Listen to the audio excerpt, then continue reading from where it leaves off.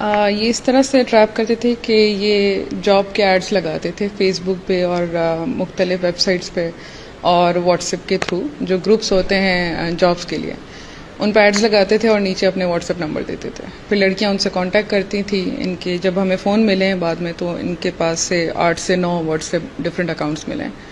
تو وہ ان پہ گروپس پہ لگاتے تھے، لڑکیوں کو ڈی ایم کرنے کو کہتے تھے. وہ ڈی ایم کرتی تھیں تو انہیں کہیں کسی جگہ پہ بلاتے تھے. پہلے 1-2 دن بات کرتے تھے، ان کی کوالیفیکیشن وغیرہ پوچھ کے انہیں کہیں بلاتے تھے کہ آپ ادھر آ جائیں انٹرویو کے لیے، اپنے ڈاکومنٹس لے آئیں اور بس کچھ ضروریات ہیں وہ پوری کریں گے اور اس کے بعد آپ گھر بیٹھے کام کریں گی اور آپ کو ایسی سیلری مل جائے گی.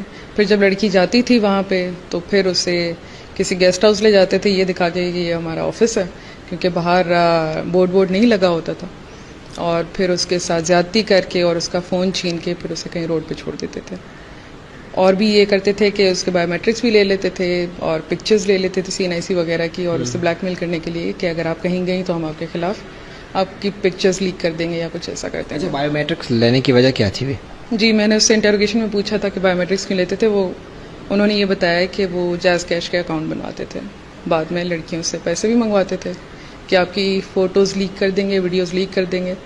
اور سنس آپ کو CNIC چاہیے ہوتا ہے اور بایو میٹرک چاہیے ہوتا ہے ہر جیز کیش اکاؤنٹ یا کسی بھی ایزی پیسہ اکاؤنٹ کو آپریٹ کرنے کے لیے، اسی لیے وہ ملٹیپل ڈیٹا کلیکٹ کر رہے تھے اپنے پاس. یہ جو گیسٹ ہاؤس یوز ہوتے تھے جہاں پر اپنے آفس یوں سمجھے کہ دکھاتے تھے، یہ کہاں پہ یوز ہوتے تھے؟ کون کون سے گیسٹ ہاؤسز تھے ویسے؟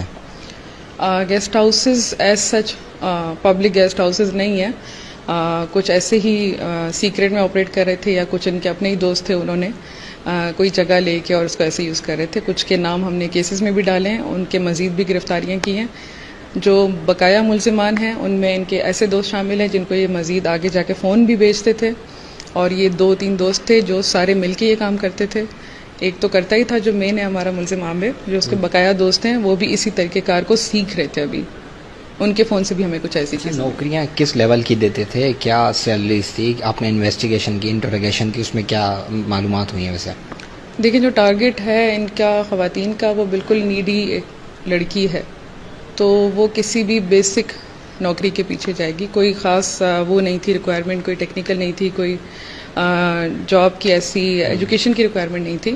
تو نارمل جیسے آپ کو ایڈز نظر آتے ہیں کہ آپ گھر بیٹھے کام کریں، آپ آن لائن کام کریں، اس طرح کی جاب، کوئی مخصوص کام نہیں. کتنی لڑکیاں اس سے متاثر ہوئی ہیں ان کام سے؟ دیکھیں ان کی انٹروگیشن میں تو انہوں نے کافی